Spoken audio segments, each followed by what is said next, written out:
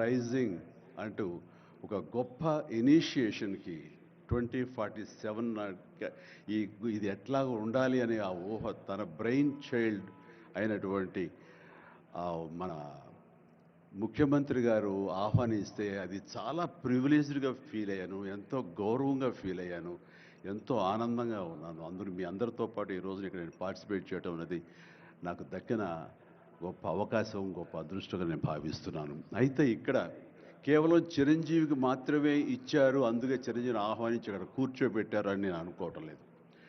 ఇది రేవంత్ రెడ్డి గారికి సినిమా పరిశ్రమ మీద ఉన్నటువంటి గౌరవం, సినిమాల ఇంపాక్ట్ ఈ సొసైటీలో ఎలాగ ఉంటుందో బాగా తెలిసిన వ్యక్తిగా వాళ్ళందరి తరపున ఒక వ్యక్తి ఉండాలి కాబట్టి చిరంజీవిని ఆహ్వానించారని మాత్రమే అనుకుంటున్నాను. ఈ రోజు నేను ఒక చిరంజీవిగా రాలేదు, చిత్ర పరిశ్రమ తరపున ఒక ఏజెంట్గా, వాళ్ళ రిప్రజెంటేటివ్గా నేను ఈ రోజున వచ్చాను, ఇక్కడ ఆహ్వానించబడ్డాను.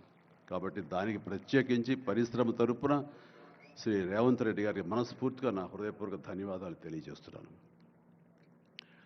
సార్, మీకు గుర్తుంటే మీరు ప్రభుత్వం ఏర్పాటు చేసిన కొత్తల్లో మొదటి వారంలోనే ఎప్పుడో నేను మిమ్మల్ని అభినందించడానికి నేను వచ్చినప్పుడు మీరు నాతో అన్న మొట్టమొదటి మాట, ఈ హైదరాబాద్ని ఫిలిం హబ్గా చేయాలి. అదేదో ఒక తెలుగు ఇండస్ట్రీ వరకో, లేకపోతే సౌత్ ఇండియన్ ఫిలిం ఇండస్ట్రీ వరకో, లేకపోతే ఏ భారతీయ వరకో కాదు, గ్లోబల్ మనకి ఏమి తక్కువ అని, ఇక్కడ ఏ వనరులు తక్కువ అని చెప్పేసి, ఏ ఎంకరేజ్మెంట్ తక్కువ అని చెప్పేసి మనం ఎందుకు చేయలేకపోతున్నాం, ఎందుకు కొన్ని తెలుగు ఫిలిమ్స్ ఒక లాంగ్వేజ్కే మనం కన్ఫైన్డ్ అయ్యాం. కాబట్టి నా ఉద్దేశంలో ఇది గ్లోబల్గా అన్ని రకాల ఇండస్ట్రీస్, ఇతర లాంగ్వేజ్ నుంచి సినిమా వాళ్ళు ఇక్కడ రావాలి, ఇక్కడ షూటింగ్ చేసుకోవాలి, అది నా ధ్యేయం అని అన్నప్పుడు చాలా ధైర్యంగా మాట్లాడుతున్నారు. చాలా అది నిజం కుదురుతుందా? ఎక్కడి నుంచో ఇతర దేశాల నుంచి వచ్చి ఇక్కడ షూటింగ్ చేయటం అన్నది, నేను మినిస్టర్గా, నేను టూరిజం మినిస్టర్గా ఉన్నప్పుడు ఫిలిం టూరిజంగా ఇక్కడ ఎంతోమంది ఆహ్వానించడానికి ఎంతో శ్రమ పడ్డాం, ఎంతో కష్టించాం. కానీ ఇక్కడ ఉన్నటువంటి అట్మాస్ఫియర్ కానీ ఎంకరేజ్మెంట్ కానీ ఆయా గవర్నమెంట్లు అంత లేకుండా ఉండటంతో అది అంత పూర్తిగా సఫలీకృతం కాలేకపోయాం. ఆ ఉద్దేశంతో నేను ఎంతో కొంచెం స్కెప్టికల్గానే ఉన్నాను. ఎంతవరకు కుదురుతుంది, ఈయన డ్రీమ్ సక్సెస్ చేయగలరా అని అనుకుంటూ, మీరు ఏమైనా చేయండి, మీ గైడెన్స్ ఇవ్వండి, మీరు ఏం చెప్తే దాన్ని ఫాలో అవడానికి మేమందరం రెడీగా ఉన్నామని ఒక మాట ఇచ్చి మాత్రం అన్నాను. కానీ విత్ ఇన్ నో టైం ఇంత పెద్ద ఎత్తున ఈయన అన్ని రకాల సెక్టార్స్ వాళ్ళని ఇన్వైట్ చేసి గ్లోబల్గా అందరినీ వెల్కమ్ చేసి ఈ రోజున అందులో ఒక పార్ట్గా సినిమాలను కూడా ఆయన వెల్కమ్ చేస్తున్నారంటే కనుక అది హ్యాట్స్ ఆఫ్. అది ఆయన ఒక్కరి వల్లే అయ్యింది అన్నట్టుగా కాకుండా అన్నది సాధ్యం చేసేలాగా ప్రాక్టికల్గా ఈ రోజున మనందరం చూస్తున్నాము. ఇది చాలు, డెఫినెట్గా ఆయన అనుకున్నది సాధిస్తారనే ప్రగాఢమైన నమ్మకం నాకు ఏర్పడింది. ఎందుకంటే ఆయన అన్నది హైదరాబాద్ అనేది సెంట్రల్ లొకేటెడ్ మన కంట్రీలో. ఏ ఇతర ఇంపార్టెంట్ సిటీస్కి వెళ్ళాలని సరే 1 అవర్ డిస్టెన్స్లోనే ఉంది. మేబీ ఢిల్లీ ఇంకొక 1 అవర్ పడుతుందేమో తప్ప. అండ్ ఇక్కడ లేని లొకేషన్స్ ఎక్కడ లేవు, ఎక్కడ లేకుండా పోలేదు.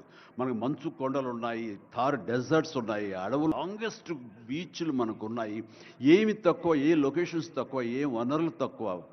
ఇక్కడ పని చేయడానికి వాళ్ళకి స్కిల్ డెవలప్మెంట్ చేయగలిగితే కనుక పని చేయడానికి ఎంతోమంది ముందుకు వచ్చి సినిమా పరిశ్రమ ద్వారా ఉపయోగపడి వాళ్ళ కుటుంబాలకు వాళ్ళు ఉపయోగించుకుంటారు. ఇది ఆ పొటెన్షియల్ పూర్తిగా ట్యాప్ చేయలేదు అన్న మాట వాస్తవం. వారు అది నేను అంగీకరిస్తూ మా సలహాల కోసంగా ఆయన కొన్ని సెమినార్లు ఫ్యూచర్లో నడిపిస్తామన్నారు. ఇప్పుడు కూడా అలాంటి చిన్న సెమినార్లు మా పెద్దల మధ్య, సినిమా పెద్దల మధ్య జరిగింది. అయితే ఇది కాంప్రహెన్సివ్గా, కన్సాలిడేట్గా జరిగేలాగా విత్ ఇన్ షార్ట్ టైం మేము అందరూ కూడా ముందుకు వస్తాము. ఇక్కడ ప్రపంచానికే ఇది అద్భుతమైనటువంటి సినిమా హబ్గా హైదరాబాద్ని చేయటంలో మేమందరం ముందుంటాము. అండ్ ఈ రోజున చూస్తే కనుక బాలీవుడ్ నుంచి సల్మాన్ ఖాన్, అజయ్ దేవ్గన్లు వచ్చి ఇక్కడ మేము స్మార్ట్ డిజిటల్గా కానీ అడ్వాన్స్డ్ ఫ్యూచరిస్టిక్ స్టూడియోస్ మేము పెడతామని అంటాం అన్నది ఇది శుభారంభం. ఇదే ఇన్స్పిరేషన్గా నేను కానీ, నాగార్జున కానీ, వెంకటేష్ కానీ, ఇతర హీరోలు కానీ, ఇతర ప్రొడ్యూసర్స్, నిర్మాతలు ఎంతోమంది ఈరోజు నీకు ఉన్నారు ఈ సభ్యుకుల్లో. వాళ్ళందరూ కూడా ముందుకొచ్చి చేయాలన్న ఒక కుతూహలం కానివ్వండి, అది పూర్తిగా ఛార్జ్ అయి ఉన్నారంటే ఎలాంటి అతిశయోక్తి లేదు.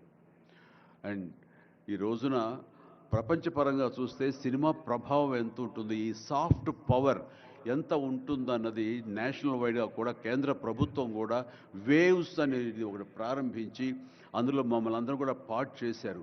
అంటే ఎకనామికల్గా అది ఎంత పవర్ ఇస్తుంది, మన కంట్రీ జీడిపికి ఎంత కంట్రిబ్యూట్ చేస్తుందో అనడానికి బాగా వాళ్ళందరికీ తెలిసిన వాళ్ళు కాబట్టి సినిమా మీద అంత దృష్టి పెట్టారు. సినిమాని కేవలం పేరు తీసుకురావడమే కాకుండా ఎంతో కంట్రిబ్యూట్ చేస్తుంది, ఎంతోమందికి ఎంప్లాయ్మెంట్ జనరేట్ చేస్తుంది, ఎంతోమందికి ఉపాధి కల్పిస్తుంది. అంటే ఉదాహరణకి కొరియా తీసుకుంటే కనుక, కొరియాలో బిగినింగ్ ఇనీషియల్గా వాళ్ళందరూ యూత్ అనేవాళ్ళు నైట్ ఈవినింగ్ అయ్యేసరికి చాలా పక్కదారులు పడుతున్నారు, కొన్ని వ్యసనాలకి లోనవుతున్నారు.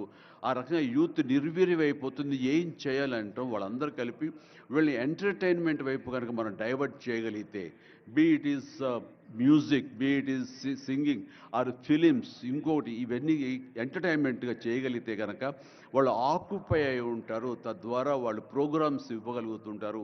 వాళ్ళందరూ నిష్ణాతులయ్యి వాళ్ళ ఫ్యామిలీకి వాళ్ళు బాసటగా ఉంటారు. తద్వారా వాళ్ళ నుంచి జనరేట్ అయ్యి ఎంతో కొంత వాళ్ళు క్రైమ్ వైపు వెళ్లకుండా ఉంటారు. ఆ రకంగా క్రైమ్ రేట్ తగ్గించుకోవచ్చు అనే భావంతో కొరియన్ గవర్నమెంట్ స్టార్ట్ చేసింది. కానీ ఈ రోజున ప్రపంచపరంగా Korea K pop, K drama, K music అంటూ కొరియన్ను వాళ్ళ ఎకానమీ, వాళ్ళ జీడిపికి ఎంతో కొంత కంట్రిబ్యూట్ చేస్తుంది. ఎన్నో బిలియన్స్ ఆఫ్ డాలర్స్ కంట్రిబ్యూట్ చేస్తుంది ఈ యొక్క సాఫ్ట్ పవర్ మ్యూజిక్ అన్నది.